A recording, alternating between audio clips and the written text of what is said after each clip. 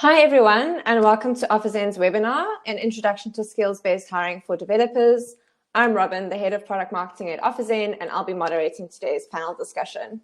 Before we dive into the event, just some rules of engagement. First of all, you can see us, but we can't see you. If you drop off the video, you can come back anytime via the same link that you received when you registered for the event, so this meeting link. If you have any questions throughout the webinar, you can post them in the questions tab on the right-hand side. Finally, you can use the chat tab to add comments throughout the session. So let's get going with that now. While we wait for a few more people to join us, tell us your name, the company you work at, and where you're from.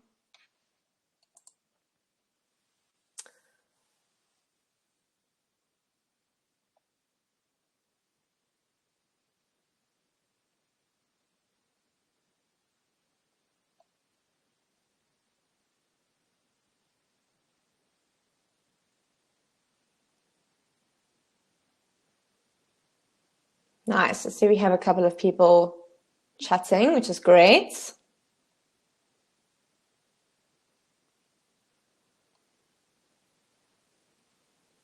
Nice. Awesome. Okay, so for everyone that's just joined us, welcome again. I'm Robin, and I'll be moderating today's event. Just a few words about OfferZen before we kick off. OfferZen is South Africa's largest tech talent marketplace that was founded in Cape Town in 2016. Our marketplace helps over 2,000 companies in Africa and Europe hire curated job-seeking software developers. Companies on OfferZen get matched with skilled developers with upfront information on things like their preferred tech stack, salary, roles, and this really helps companies make their hires in 30 days on average, which is great. So if you're hiring or would like to browse developers currently job-seeking on OfferZen, just hit the I'd like to know more option in the poll on your screen now, and we'll send you a link to OfferZen after the event to check it out for yourself.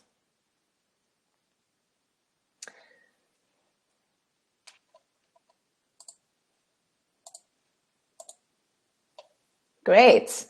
So aside from our talent marketplace, we also have a strong focus on community, running events like this one, or creating content with thought leaders and developers in the community. You'll actually see some of these reports later in the event.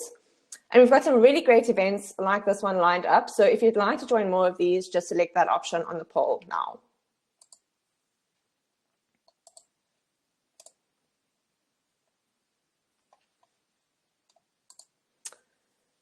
Cool, so today's no different. We'll be diving into an introduction of skills-based hiring for developers.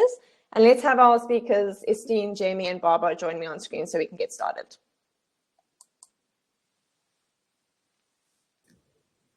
Hi, everybody. I'm Estine. I'm a senior account manager at OfferZen, and I help companies win on the platform and have a background in technical and internal recruitment.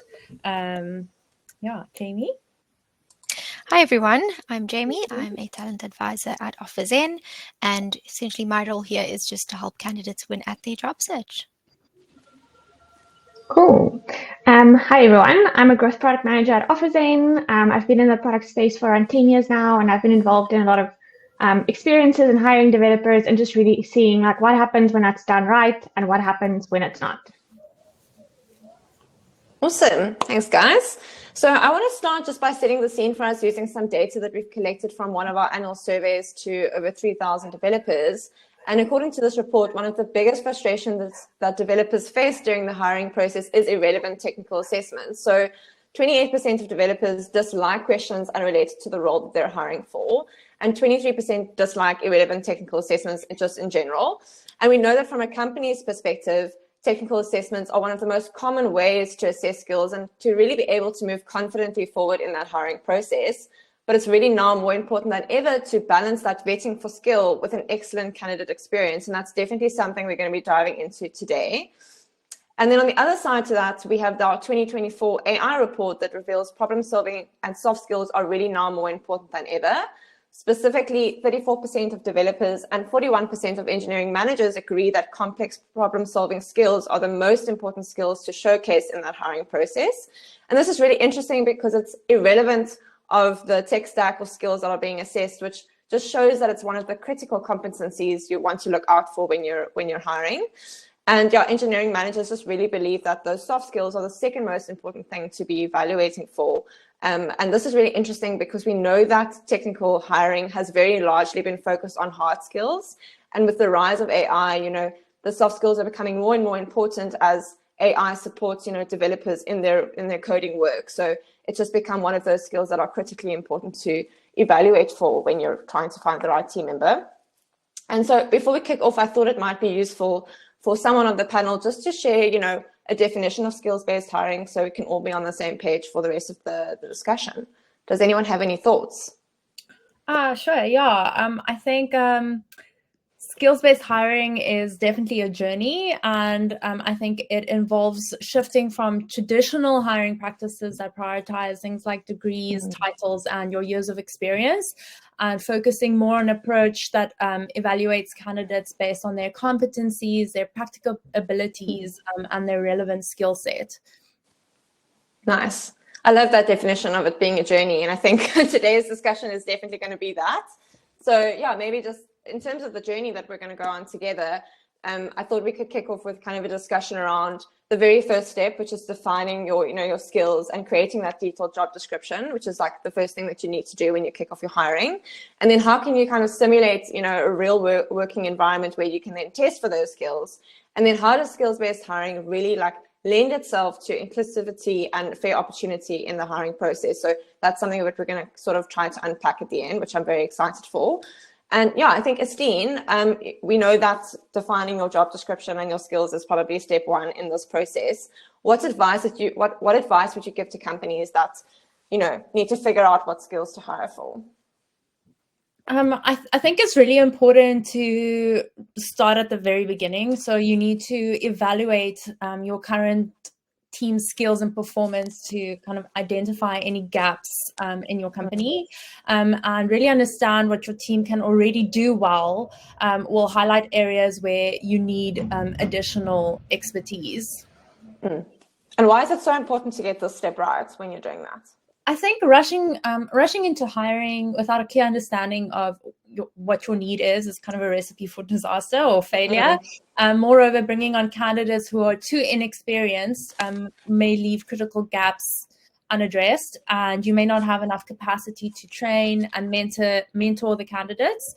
On the flip side of the coin is also where you have too many senior skills, spending time on tasks that actually don't fully utilize their expertise, and this can lead to an inefficient use of the resources that you have. Do you have any examples of companies that have done this well in the past and have seen this pay off later in the process? Definitely, yeah. I have a very big dev house that I work with and collaborate with that really excels in building a balanced team, and they're very meticulous in their hiring process and identifying and rigorously evaluating their need every quarter to identify any gaps. And if it does mean that they're not hiring right now or only hiring senior talent and it takes long, then so be it. So they really prioritize hiring the right talent, even if it means slowing down to ensure that they bring on the best fit for their team. Yeah, definitely. Hiring is a super expensive exercise, so it's something you want to make sure you do correctly. Jamie, I'd love to hear from your side on the candidate experience. Do you have any stories where there was a mismatch between how the company was trying to evaluate the skills and how that played out into the candidate experience that we know is so important during this process? Yeah, definitely. I think I've seen quite a few examples of this, but I'll just chat about one candidate specifically. We can call him Mike. His real name isn't Mike, but just for this example, that will be him. But he essentially had like a 3-week-long interview process with a company, which involved multiple interviews with various stakeholders in the business. And after going through all those interviews, he finally got to the technical stage, which comprised of a technical interview and a technical assessment. But obviously, with me speaking to him throughout the process, he felt as though it was really generic. It didn't really give him a good sense of what exactly the role would be about. And at the end, when he did get an offer, he still didn't understand fully what his responsibilities would be, what the company's expectations were, and whether he was actually a good fit. He did end up accepting the offer, but it was a case of, just doing it out of necessity because he needed a job, but not necessarily because he fully understood understood the role and felt as though it was actually the best fit for him. And at the end of the day, I mean, yes, he got the job offer, but in terms of experience, it wasn't actually the best time for him. Yeah, I can imagine that was a super frustrating exercise. And I think that mutual expectation and understanding is really important, from both the company and the candidate's experience. And I think the job description is also one of those ways in which you can create that expectation and baseline for candidates. And so I think, Estine, generally when you're outlining that job description, it's like, again, one of those first initial early steps. What advice would you give for creating a skills-focused job description that helps a candidate, really understand what the role entails? Sure, there's actually so much you can add to a JD, but just I think start with a really clear job title. I know there are like tons of companies out there putting like unicorn or ninja dev, or just have a straightforward, clear job title so candidates know what the role is, and they can quickly determine if the position aligns with their skills and experience. The second thing is to really outline key responsibilities, clearly defining primary duties and tasks associated with the role that the candidate will be doing. And really focus on core skills. Like, you're never going to find a perfect tech fit, like a perfect skill fit. So limit this to 2 or 3 must-have skills that a candidate must have. And also, I think what's also important is really to be inclusive in your language. So inclusive language ensures that you appeal to a more diverse pool of candidates, and avoiding jargon or overly complex terms that might deter otherwise qualified applicants to the position. So those are just some key factors, but we could go on all day on just a job description. Yeah, definitely. And why is it important, to create this job description that aligns with the reality of the job requirements? I think at the end of the day, your job description is what attracts the candidates. So you want to make sure that you attract the correct candidates with the right skill set. You also want to set clear expectations of what's actually required from the candidate, and on the other hand, also what the company can offer the candidates. You'll also, I think, improve your hiring accuracy, because you'll be able to better assess candidates if you can actually measure them accurately. And then you'll also be streamlining your recruitment process.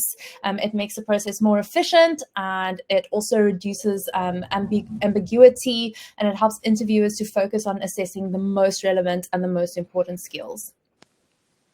Nice. I definitely agree with that. And I think, it's very true. Your job adverts is very much like an advert. It's to attract the right skills. And for the first time on OfferZen, we actually have made it possible for candidates to see jobs and apply to them directly.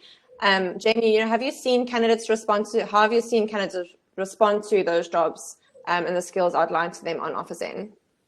So I think just to kind of go off of what Estine just said, you need to make sure that what you are putting on your job description is relevant to the role that you're hiring for.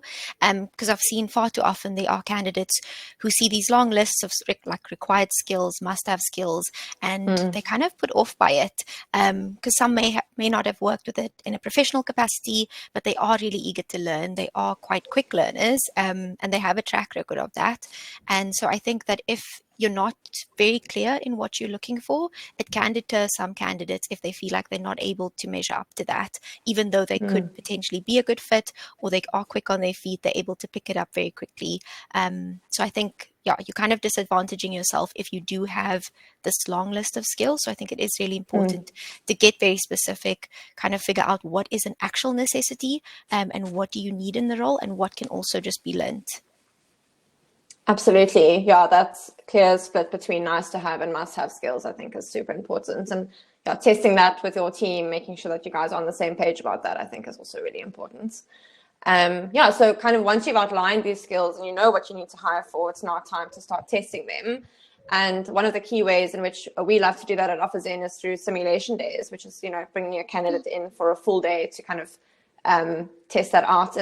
And Barbara, you've been in many of these simulation days at OfferZen, so I'd love to know, can you explain how simulating this real work environment helps both candidates and companies understand job expectations better? Yeah, for sure. We do these all the time. And so I've done a few of these, I think, with engineer roles, but also with some other roles. And I've seen mentioned, the importance of the company like selling themselves, but the candidate also getting a really good idea of what will they be doing on a day-to-day basis. So the candidate gets to spend time with their potential team. They get to then work with that team on a real problem that they would actually have to solve while working as part of the team. And they also get, in working with this team, they also get a really good idea of the company culture and the business context they'd be working in. So giving them the opportunity to get to see that and also decide, like, is this really what I want for my next job? And then on the company side, they get to assess more than just, like the code part and the technical side. They get to look at skills like collaboration, interpersonal skills, critical thinking, and solution design, which just goes beyond that code assessment part. And then you get to form a much broader picture of this candidate. It's not just focusing on the code that they can write, but how they would really look like when they're part of your team and how well they would fit in. Absolutely. I mean, I've literally ran a simulation day yesterday, and it's exactly like that. Why is it important to get these right when you're hiring? Yeah, as we all know, I think in the current market, way less open jobs, so companies are only making a small amount of hires, and those really need to be the best ones. And so if you hire someone and it doesn't work out, it's a very expensive process to repeat. There are lots of people involved in that whole process. And you also want to make sure that that person can ramp up really quickly in that role because they already have a good idea of the context they'd be working in. And I've really seen this go wrong where companies only focus on take assessments. And then once the candidate starts, you realize, oh, hey, this person can't actually interface well with clients, or they just really don't work well as a team. They work much better on their own. And you really want to know that upfront before making the decision to hire that candidate. Yes, absolutely. I think I'd rather learn that during the hiring process than after you've hired someone. So I think that makes a lot of sense. How do you balance this need for like some level of sourcing or screening with the focus on skills assessment? Yeah, sure. So I think if you've got a really streamlined sourcing and pre-screening process, then you can focus a lot more on assessing other skills. And we've seen kind of companies and candidates both saying like that critical thinking and problem solving aspect of hiring, that's really important to both of them. Where if you've got a really solid and streamlined like screening and sourcing process, you can focus a lot of your attention on just getting that broader view of the candidate and their skills.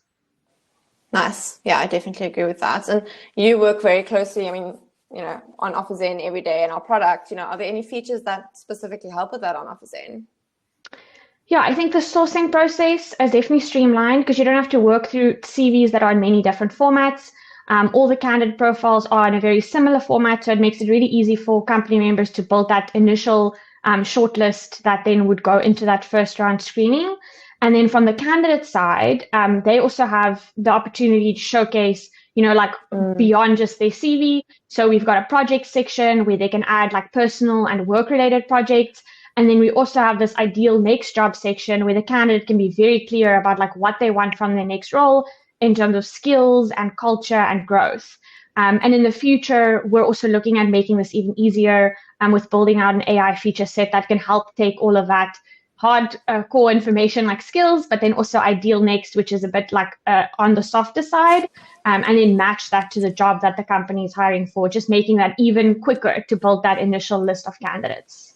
That's awesome. Yeah, I'm really looking forward to that enhancement that's coming soon. Same. Do you have any examples of a simulation day that helps, make better decisions around hiring, specifically around assessing anything beyond technical assessments and ability? Sure. Yes. So you mentioned obviously that we do this a lot at OfferZen.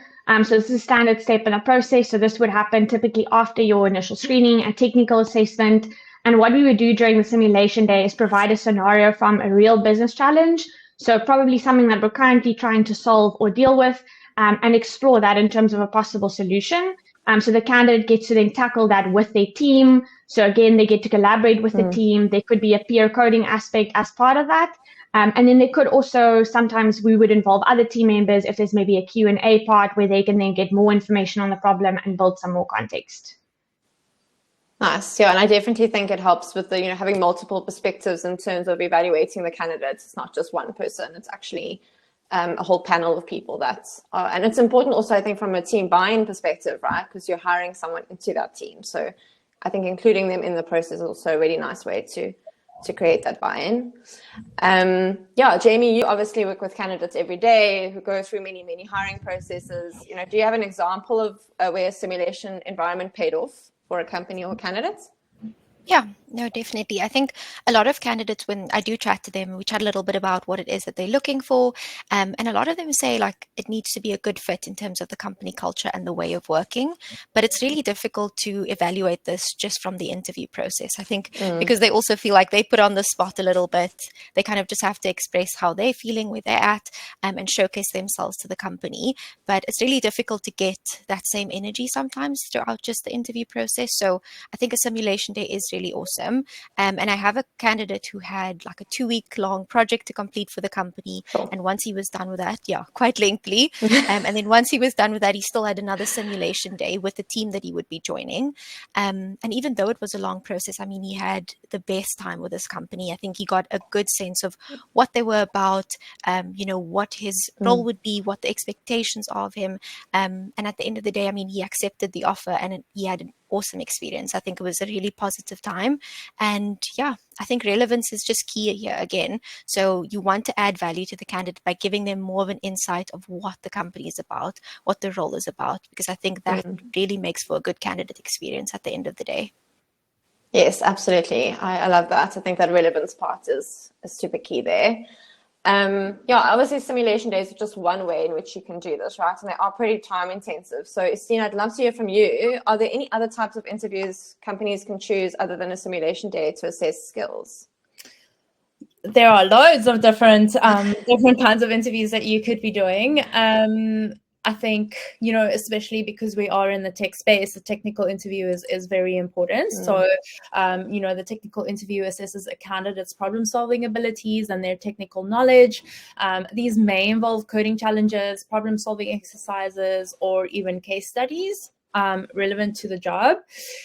Case interviews, so basically, a case interview is where you present the candidate with a problem to solve, and the candidates are then evaluated based on their analytical thinking or problem-solving approach and ability to communicate their reasoning. A good example of that is like probably whiteboarding, for example. And then obviously you have your pure good old technical assessment that candidates do. Depending on the company, you could either use there's various platforms you could use, or you could develop one yourself, which we normally recommend because it's more, reflective of what your actual work would be like at the company. Then the last one that I could mention that would be good is probably a behavioral interview. These focus more on how candidates have handled situations in the past, and based on the premise that past behavior is a good predictor of future performance. Candidates are asked to provide specific examples of how they've demonstrated certain skills or competencies in previous roles, which could give you a good indication of their soft skills as well. Nice. Yeah, that's a nice range of options to consider. And I see we have some audience questions on things like panel interviews. Could that be overwhelming for the candidates? And I think we'll definitely get to that at the end of the session. So this idea that skills-based, and sort of what I'm getting from you guys is skills-based is around moving away from solely relying on formal education requirements to, testing the candidate's skills in the real work environments. And so there's this narrative that skills-based environment can actually lend itself to this inclusive and fair opportunity space in the hiring process. And I think, Jamie, I'd love to hear from you, like, why does skills-based hiring create more fair opportunities for candidates and developers? So I know quite a few developers. I mean, many do have degrees, but a lot are self-taught. And I think this also just evens it evens it out so that they're able to showcase their skills without limiting without the companies having to limit their hiring pools as well. So if you're only looking at candidates with degrees, you're missing out on a lot of capable developers. And so yes, the theory bit is important, but at the end of the day, development is more of a practical skill. So it makes sense that this should also take priority when you are assessing candidates' abilities. And I also believe, like in the South African context as well, not everyone is able to afford a tertiary education, but this shouldn't impact or limit their access to these opportunities either. Yeah, absolutely. I mean, do you have stories of where companies have rejected candidates because of the formal like qualification components? Yeah, I actually had a candidate recently who actually had their qualification. They sent through the degree, and then they had to send a transcript of their results as well. So the company was like, okay, cool, we'll have a look at that, and then ended up rejecting the candidate without even speaking to them. They didn't even start the interview process because their grades weren't at the standard that the company would have wanted. And I think the candidate's experience was like, I graduated over like 6 years ago. Like, why is that still relevant? I've done quite a bit since then. I've done a lot of projects. I have like a proven track record of my abilities. So it doesn't make sense that that would be the thing that they should like dismiss me on. Yeah, that's super interesting. B, I'm sure you have thoughts on that. Yes. Just sorry, just jumping in here. I think something else interesting, like just within this theme of like inclusivity, is that we don't have education as a search filter on our platform. Although, you know, that they have been requests because there are companies that have this as a prerequisite, like Jamie mentioned. And we would need to think really carefully about adding this type of thing and what bias that would introduce, because that would immediately remove a big pool of candidates from the opportunity. And yeah, as you would have heard from Jamie's example, and I think with some disciplines, yes, like in data science and machine learning, formal qualifications do matter, but this is still visible on candidate profiles. It's just that it doesn't create that pre-screening bias of only looking for candidates with specific qualifications. Nice. Yeah, I think we'll definitely need to think very long and hard about that feature if we do introduce it, for sure. Jamie, do you have any advice for companies? You know, what else should they be looking at other than formal education if that's not the only thing to be considering? Yeah, I think asking candidates to share a portfolio of their work would be a great workaround here. You'll be able to assess the quality of their work, and I think it's a more accurate representation of their abilities in that present moment. A lot of developers spend their time working on personal projects with the tech they would potentially like to use in the future. They may not have necessarily used it before. And it just allows them to explore these opportunities and kind of move around a bit more freely in terms of what they can qualify for and the roles that they'd like to move into in the future, as opposed to being stuck with one particular tech stack.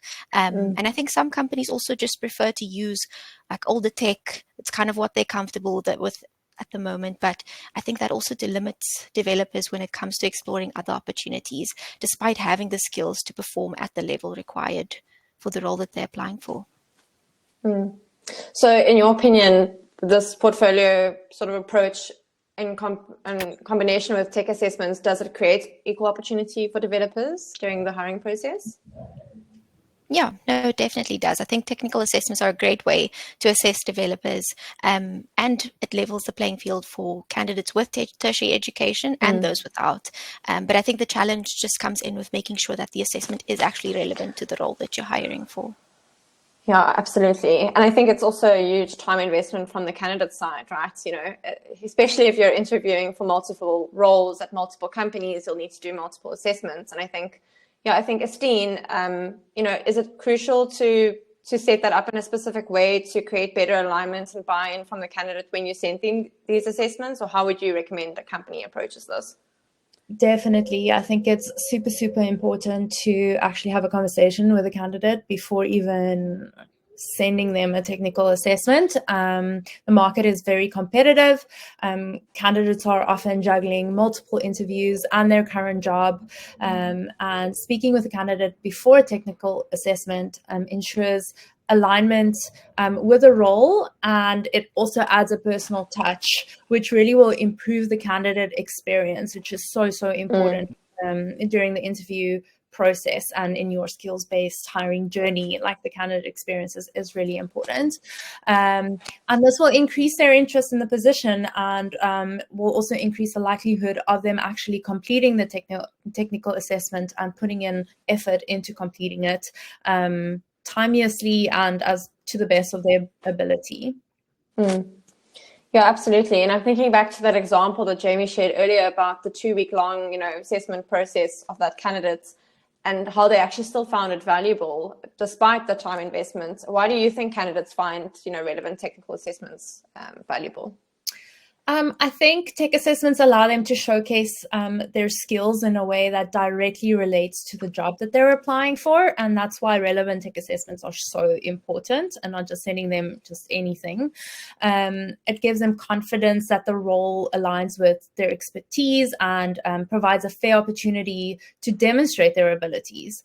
I think also additionally, well-designed assessments can reinforce that the company values technical competence, which can be reassuring and also appealing to candidates looking for a meaningful and challenging role. Absolutely. B, do you agree with that sentiment? Yeah, I think just based on that and like what we saw earlier in some of the reports stats is that just kind of re-emphasizing that problem-solving aspect here and making sure that the tech assessment really relates to something that's relevant to the business right now, and it's a real business challenge that they're going to solve. It's not super generic like Jamie mentioned in the Mike example earlier, where the tech assessment didn't really give them a good idea of what they would be doing and the challenges they would be solving. So I think it's a crucial part of the tech assessment to make sure that it's super relevant. Yeah, absolutely. Jamie, do you have another example of where that relevance and technical assessments help the candidate sort of make the decision to join a company? Yeah, I think there are lots of examples, but the Johnny one fits it perfectly. I think just because that's an extreme case where it was a really long process. So yeah, it's a true reflection of this. And I think companies need to realize it's not only about the company interviewing the candidate, but it's also an opportunity for the candidate to interview the company and figure out whether it is actually going to be a good fit for them. And I think, if you get that relevance bit right, you get the candidate experience right, and you're able to actually make the hires that you're looking to make. And I guess also retaining them long term as well. Absolutely. Yeah, and I think it also gives you, for myself and like what I've seen in the process, it gives the candidate peace of mind knowing that their future teammates have gone through the same process, and you can kind of have that peace of mind knowing you're joining a team that has been assessed in the same way. And if the company shows that they're doing that properly, I think it just gives you that extra kind of confidence that it's the right choice, which is super cool. Awesome. Okay, so I know we have a lot of questions from the audience, which is super exciting. I've just been keeping an eye on the chat. So let's kick off that questions for you, everyone on the panel. I'm glad I'm not in the hot seat for this. So we have a question from Brendan, who actually asked this before the event. There seems to sort of be a disconnect between technical interviews and the developers' kind of day-to-day responsibilities.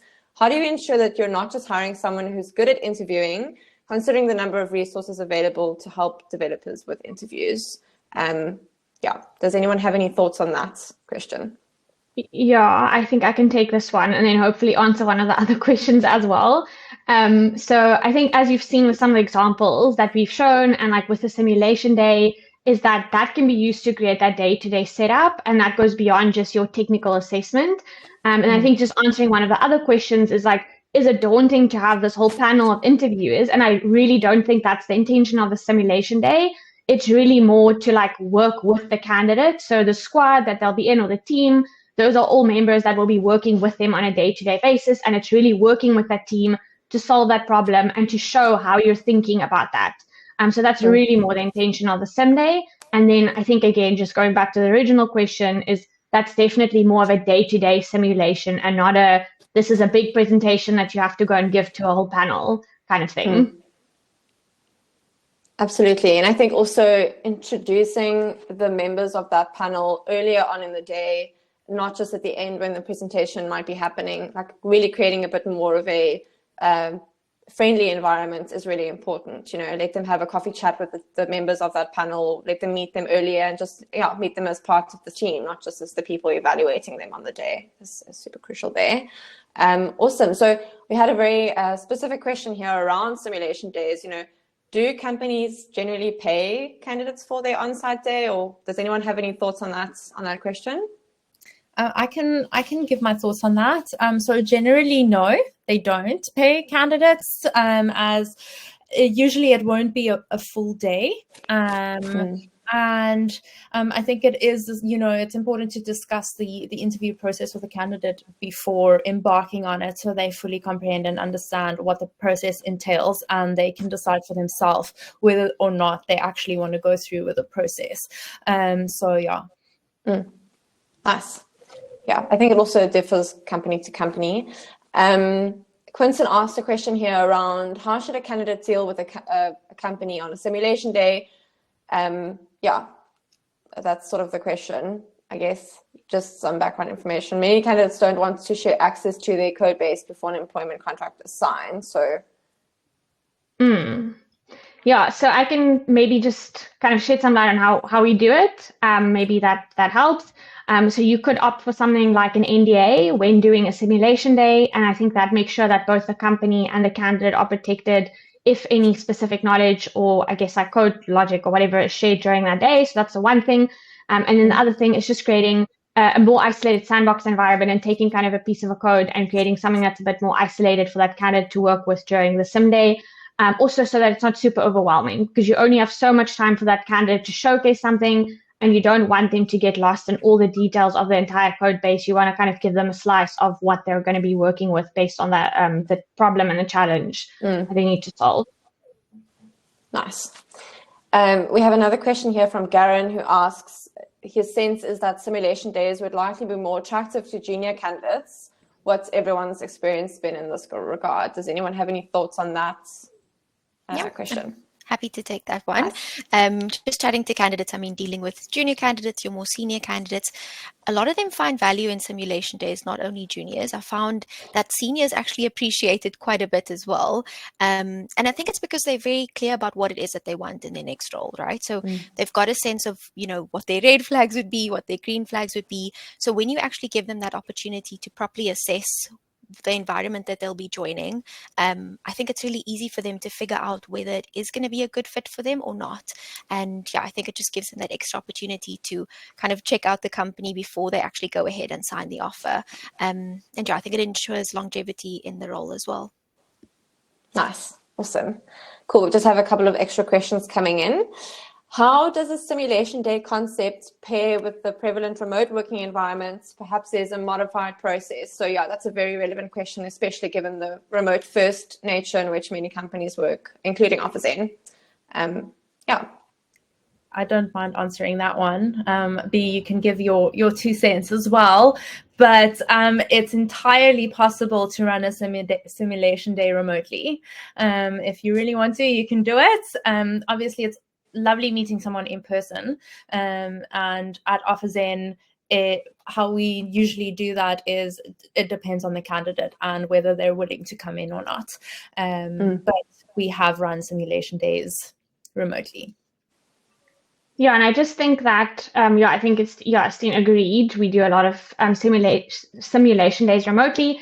And I think that some of our teams are actually fully remote. So we've got candidates in different locations. And what that actually helps you do is like really look at, okay, well, if a candidate joined your team, how would they fit into that remote setup? Because that's the default for the squad. And I think that's a really important part then of the assessment is how would that candidate collaborate and work with the team in a fully remote setup? Nice. Agreed. I actually ran a remote simulation day yesterday, so it's totally possible. You just have to be on the call the whole time.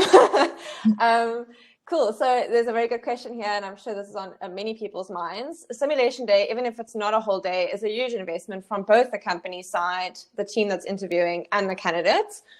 How do you think about filtering candidates out to make it more sustainable? Because obviously you can't put every single candidate through a simulation day.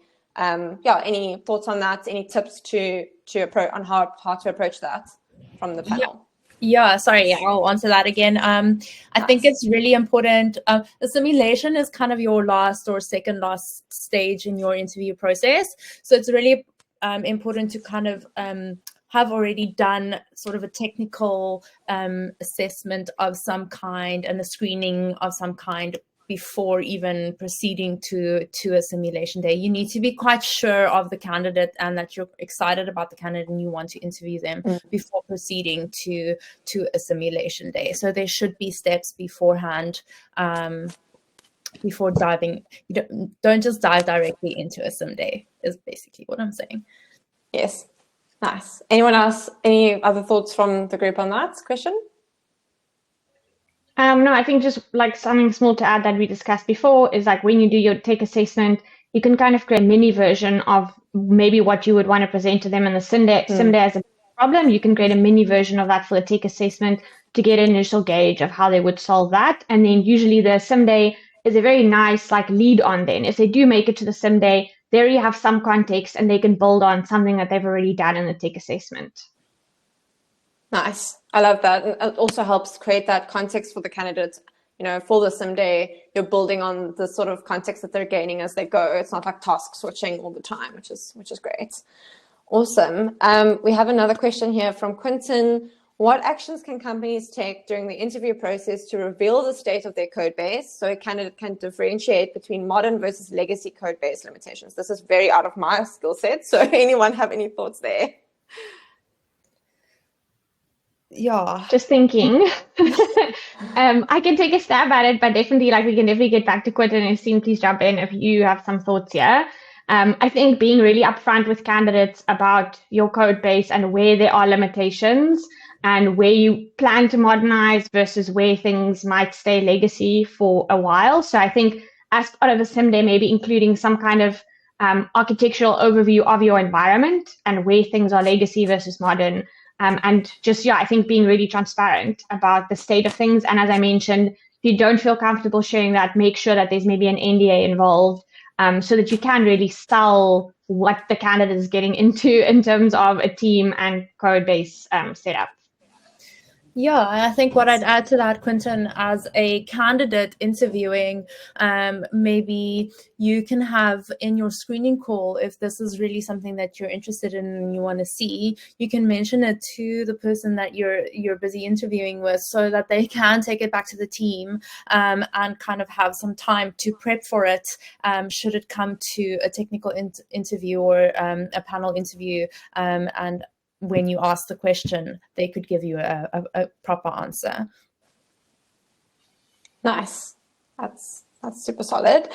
Cool. I'm just looking if we have any other questions from the audience. It seems that is the last question. So I want to ask the panel quickly, one last final closing thoughts. Final words, what advice would you give to companies who want to start the skills-based hiring journey? Anyone want to go first? Yeah, I'm happy to go first. I think this was a big part of what Estine spoke about at the beginning. I think it's just about relevance and getting it right, making sure that you are clear on what it is that you're looking for. Because if you tick that box, then your candidates will have a good experience, and I think you will actually find the best fit for what you're looking for. Yeah, and tying in with that, Jamie, is just you can find all the good skills, but if you don't give the candidate a good experience, they're not going to accept your offer. So really focus on candidate experience throughout the process. It is a journey, so just make sure that you are constantly keeping the candidates in the loop. Even if you don't have feedback, just be like, hey, I haven't forgotten about you, and really just give them a quality experience with your company. Cool, yeah. And then just, I think building on that from my side, just really being clear on when you get started, at what part of each step of the process are you going to be assessing different skills and how are you going to do that? So I think that's just more of your process and your strategy. And then I think that plays into the candidate experience part. If the candidates are clear up front about what that process will look like and how their skills will be assessed, that ultimately makes for a much better candidate experience where they know exactly what is happening when. Nice. Absolutely. And I think that goes back to your job description and being super clear on the skills that you want to evaluate for and making sure you're testing those throughout the process. Awesome. Thanks so much to you guys for joining us today and for sharing all your thoughts. And thank you everyone in the audience for joining us. Please do join the next event and enjoy the rest of your day. Thanks for having us.